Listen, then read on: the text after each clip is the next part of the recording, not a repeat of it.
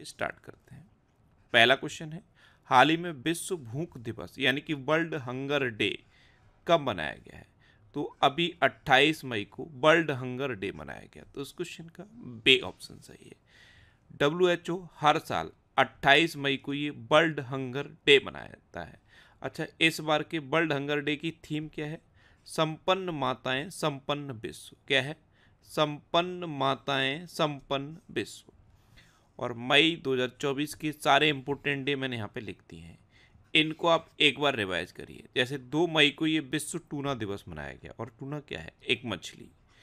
3 मई को विश्व प्रेस स्वतंत्रता दिवस मनाया गया, और इस बार के वर्ल्ड प्रेस फ्रीडम इंडेक्स में इंडिया 180 देशों में 159वें नंबर पर रहा। 12 मई को अंतर्राष्ट्रीय नर्स दिवस मनाया गया। अच्छा, 21 मई को राष्ट्रीय आतंकवाद विरोधी दिवस मनाया गया, और 22 मई को अंतर्राष्ट्रीय जैव विविधता दिवस मनाया गया। ये जो मैंने ग्रीन कलर में लिखे हैं ये इंपॉर्टेंट है, ये आपको याद रखने हैं। रिवाइज आपको सादे ही करने हैं, लेकिन ये जो ग्रीन कलर में मैंने इसलिए लिख दिए क्योंकि ये कई बार पूछे जा चुके हैं। नेक्स्ट क्वेश्चन है, किस देश की महिला ने एक ही सीजन में 3 बार माउंट एवरेस्ट फतेह किया है? तो नेपाल की एक महिला है पूर्णिमा श्रेष्ठा, उन्होंने एक ही सीजन में 3 बार माउंट एवरेस्ट फतेह किया। तो उस क्वेश्चन का सी ऑप्शन सही है। ये है नेपाल की पूर्णिमा श्रेष्ठा, इन्होंने एक सीजन में 3 बार माउंट एवरेस्ट फतेह किया, यानी कि मात्र 13 दिनों में इन्होंने 3 बार माउंट एवरेस्ट पे चढ़ाई की। ये एक वर्ल्ड रिकॉर्ड इन्होंने बना दिया है। और अभी मैंने नेपाल के एक और पर्वतारोही के बारे में बताया था आपको, कामी रीता शेरपा, उन्होंने 30वीं बार माउंट एवरेस्ट पर चढ़ाई करके वर्ल्ड रिकॉर्ड बनाया है। एक ही महीने में उन्होंने 29वीं बार भी चढ़ाई की और फिर 30वीं बार की, यानी कि एक ही बार में उन्होंने, एक ही सीजन में उन्होंने 2 बार चढ़ाई की। तो 23 बार माउंट एवरेस्ट पर चढ़ने वाले इकलौते व्यक्ति कामी रीता शेरपा बने हैं, और ये भी नेपाल की हैं, पूर्णिमा श्रेष्ठ है, इन्होंने एक ही सीजन में 3 बार माउंट एवरेस्ट पर चढ़ाई की है, पौंडेल। अच्छा, बहुराष्ट्रीय सैन्य अभ्यास शांति प्रयास 4 ये नेपाल में हुआ। नेपाल के तमांग समुदाय ने सोनम लोसार के अवसर पर नया साल मनाया। नेपाल अगले 10 वर्षों में भारत को 10,000 मेगावाट की बिजली का निर्यात करेगा। आधिकारिक तौर पर समलैंगिक विवाह का पंजीकरण करने वाला पहला दक्षिण एशियाई देश नेपाल बना है। भारत और नेपाल के बीच झूला घाट सस्पेंशन ब्रिज पूरी तरह से चालू हो गया है। नेक्स्ट क्वेश्चन है, हाल ही में WHO ने कहा वॉक द टॉक योग सत्र कार्यक्रम का आयोजन किया? तो वॉक द टॉक योग सत्र कार्यक्रम, इसका आयोजन WHO ने अभी जिनेवा में किया है। तो इस क्वेश्चन का बे ऑप्शन सही। अब WHO यानी कि वर्ल्ड हेल्थ ऑर्गेनाइजेशन, इसकी स्थापना कब हुई? 7 अप्रैल 1948 को।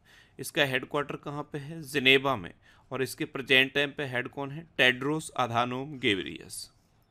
नेक्स्ट क्वेश्चन है, हाल ही में कजाकिस्तान ने कहाँ परमाणु सुरक्षा पर अंतर्राष्ट्रीय सम्मेलन की अध्यक्षता की?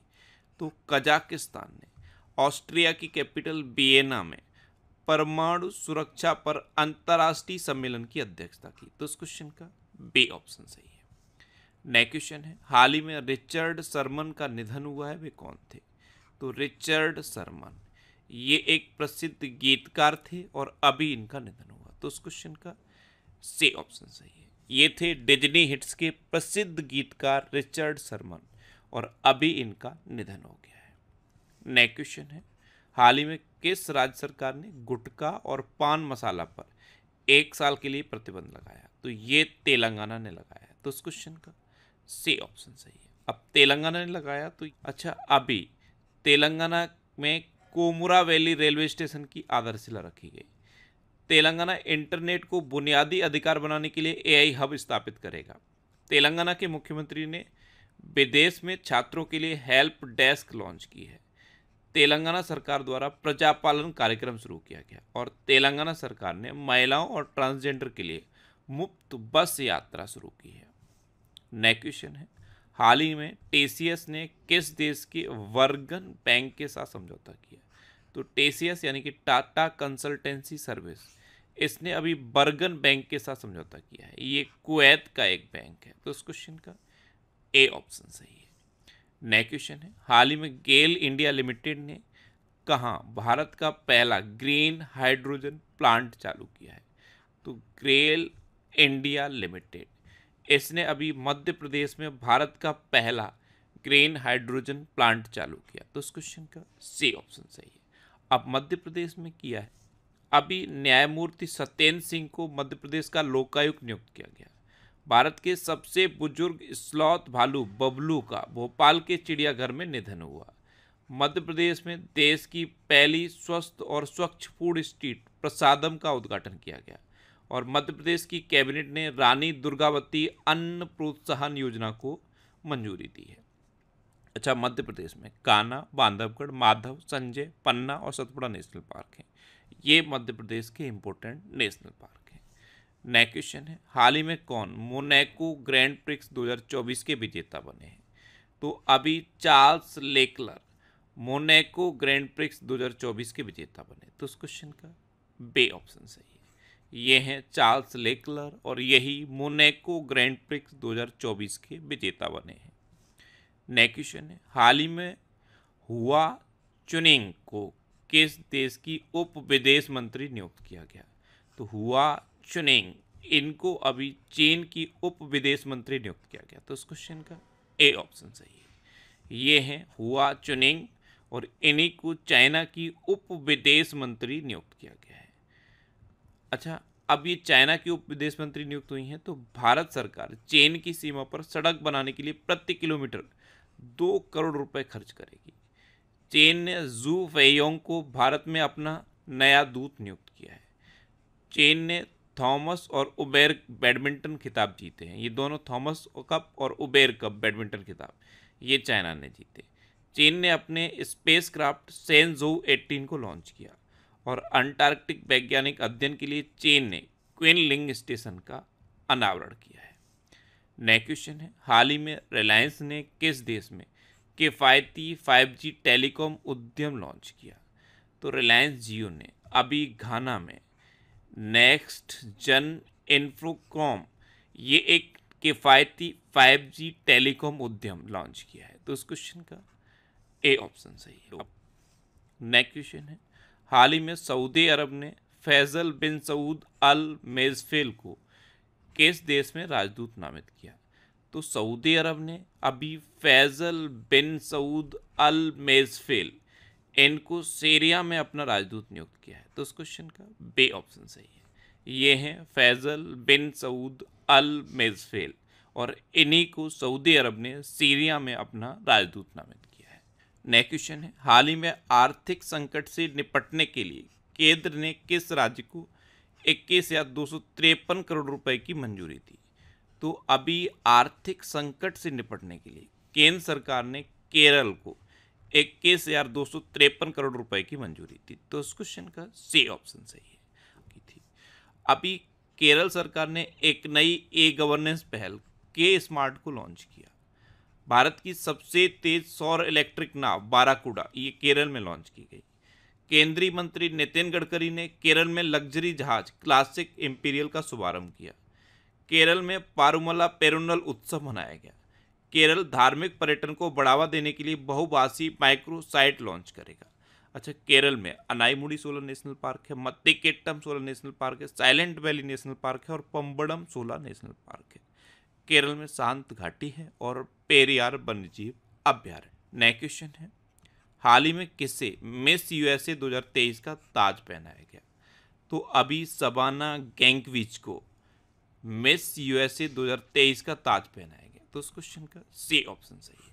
ये हैं सबाना गैंकविच और इन्हीं को मिस यूएसए 2023 का ताज पहनाया गया है। नेक्स्ट क्वेश्चन है, हाल ही में किस देश ने 28 मई 2024 को अपना 17वां गणतंत्र दिवस मनाया? तो आपको पता है 2008 में नेपाल को गणतंत्र राष्ट्र घोषित किया गया था और 28 मई 2008 को घोषित किया गया था। इसलिए 28 मई को हर साल नेपाल अपना गणतंत्र दिवस मनाता है। तो इस क्वेश्चन का बे ऑप्शन सही है।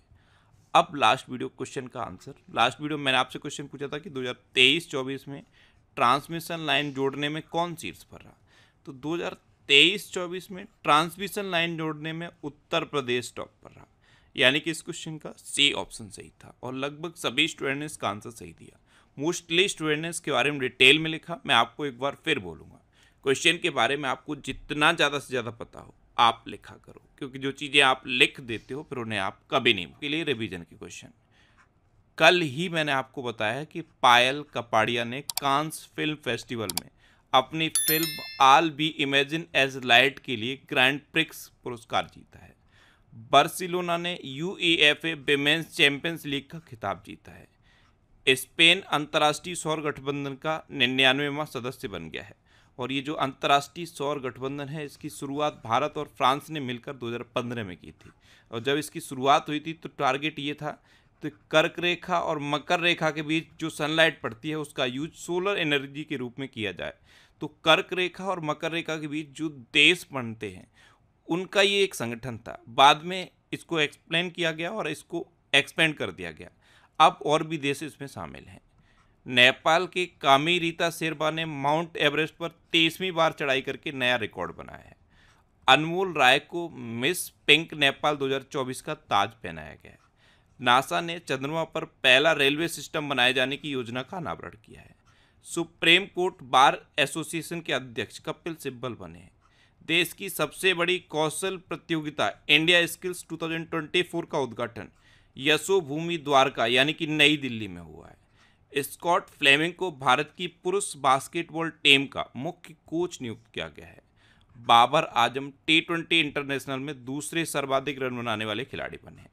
पहले कौन है? विराट कोहली। दूसरे अब बाबर आजम बन गए हैं और तीसरे रोहित शर्मा हैं। ये तीनों आपको याद रखने हैं। अच्छा, इडासिसा नोंगरोंग ये मेघालय की पहली महिला पुलिस महानिदेशक नियुक्त हुई हैं।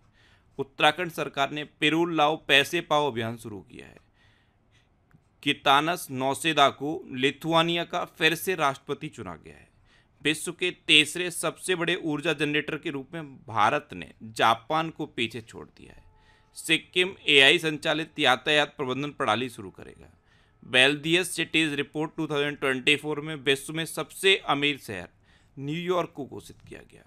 ज्योति रात्रे ने 55 वर्ष की उम्र में माउंट एवरेस्ट फतेह किया है। भारतीय वायुसेना ने उड़ने वाले पोर्टेबल अस्पताल भीष्म का सफल परीक्षण आगरा में किया।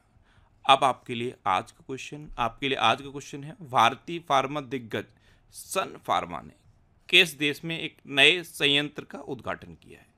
4 ऑप्शन दिए गए हैं, इनमें से आपको अपना आंसर बताना है। और इसके अलावा हम हमारे फेसबुक पेज पर previous year question daily post करते हैं, तो आप फेसबुक पर नेक्स्ट एग्जाम सर्च करके हमारा फेसबुक पेज ज्वाइन कर सकते हैं, क्योंकि प्रीवियस ईयर क्वेश्चन आपको बहुत हेल्प करता है।